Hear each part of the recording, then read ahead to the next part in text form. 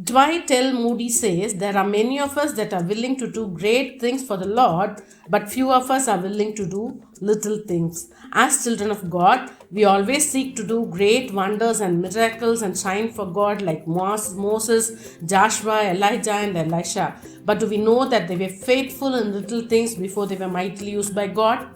We are overwhelmed to know that Joseph was made in charge of Pharaoh's palace. But are we aware that Joseph was a faithful servant as a slave in his master Potiphar's house, guarding his holiness? Do we know that he was loyal even when he was kept in the prison and made in charge of it?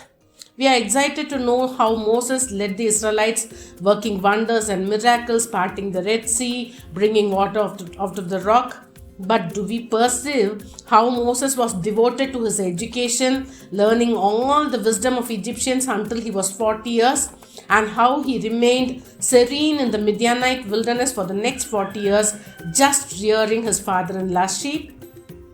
We are thrilled to know how Joshua, the servant of God, helped the Israelites to divide the promised land. But do we know that Joshua from his youth remained the servant of Moses until his death, assisting him and not departing from the tabernacle?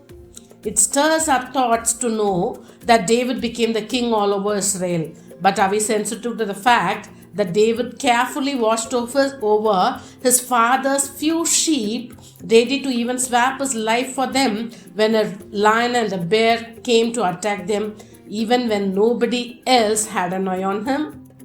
It is enthusiastic to know that Elisha received double portion of the spirit of Elijah.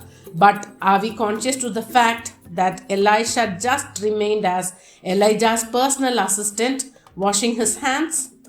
The Bible says, whoever is faithful with very little will also be faithful with much, and whoever is dishonest with very little will also be dishonest with much. So, if you have not been faithful with worldly wealth, who will entrust you with true riches?